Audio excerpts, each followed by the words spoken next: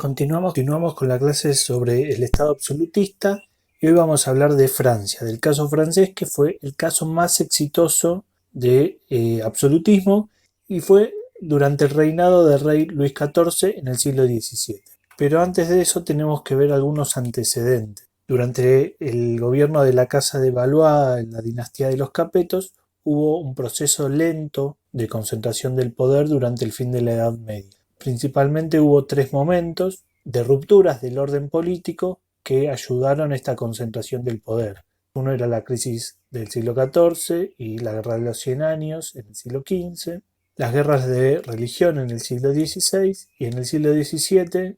la rebelión de la Fronde. Cada momento de crisis acelera esa transición de una fragmentación feudal a una monarquía absoluta. Durante la dinastía de los Borbones, una dinastía diferente a la de los Capeto, tenemos varios reyes. Enrique IV, que es un rey protestante que se hace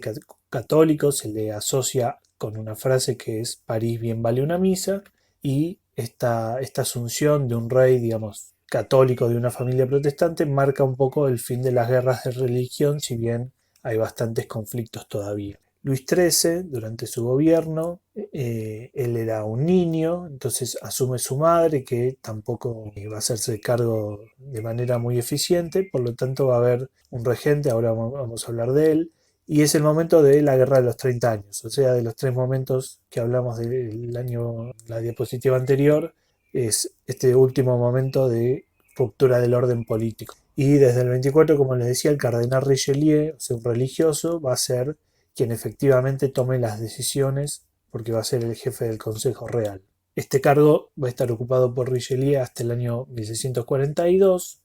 y él se va a enfrentar a los nobles, se va a enfrentar a los señores feudales representados principalmente por el duque de Orleans, va a ser quien crea un ejército permanente, un sistema de intendencias, pero no logra evitar algo que era su objetivo, que era la venta de cargos. Respecto del ejército permanente, capaz a alguien le suena Richelieu por la novela o las películas de Los Tres Mosqueteros, donde se ve el enfrentamiento entre un ejército, digamos, del rey y de Richelieu, bueno, un ejército capaz más noble y un ejército más permanente. Tampoco logra evitar los parlamentos locales. Después de este periodo de Richelieu, nuevamente vamos a tener un rey menor de edad, que después va a ser Luis XIV, y va a tener un regente que es Mazarino desde el 43 hasta 1661, y continúa esta política absolutista de Richelieu. El fin de la guerra de los 30 años se da en el 48 con la paz de Westfalia, en el periodo de gobierno de Mazarino, y también el enfrentamiento de la Fronda, que es una rebelión de la nobleza, la burguesía y campesinos en contra del absolutismo, que va a durar varios años y va a terminar en el 53 con una victoria del Estado absolutista de Mazarino por sobre los señores feudales. Luis XIV, ahora llegamos a lo más importante de nuestra pequeña clase, es el rey que representa mejor que nadie el absolutismo. Luis XIV se va a llamar a sí mismo el Rey Sol, implicando una suerte de personificación del poder divino, y otra frase que se le adjudica, así como a Enrique IV era París bien vale una misa, de Luis XIV se le adjudica la frase de que el Estado soy yo, o sea, una asociación entre el Estado y el rey como el poder absoluto. Va a gobernar a través de decretos, no va a convocar a los estados generales que aconsejaban, en el que formaban parte el clero, la nobleza y el tercer estado, aconsejaban, aprobaban las leyes. Luis XIV no los va a convocar porque sería no tener un poder absoluto, sino que va a gobernar a través de sus decretos reales. Uno de los símbolos de este periodo es la Bastilla, que va a ser la prisión real, muy importante después para la Revolución Francesa, y marca el crecimiento y la profesionalización del ejército real. Y otro de los símbolos de este periodo es el Palacio de Versalles, un palacio en las afueras del país que se había estado construyendo en los años anteriores, y va a ser un símbolo porque es el lugar en donde va a ser la residencia del rey y donde va a estar la corte del rey. La corte conformada por los nobles, que ya no van a estar dentro de sus feudos, sino que van a ser obligados a pasar parte del año en Versalles, y lo que implica un disciplinamiento de la nobleza, que ya no va a estar en relación con sus siervos incitándolos a rebelarse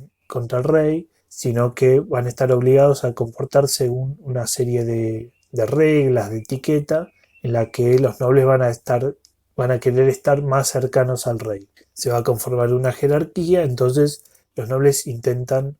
ocupar un lugar más alto en esta jerarquía, es decir, caerle mejor al rey. Lo que importa es ser cercano a él, tener acceso a determinados momentos y lugares en los que no todos tienen acceso. Y esto que les decía antes, están lejos del feudo, entonces no es posible rebelarse. Finalmente, para terminar, relaciono esto último del Palacio de Versalles con la teoría de un sociólogo que es Norbert Elias, que escribe un libro sobre el proceso civilizatorio y otro sobre la sociedad cortesana,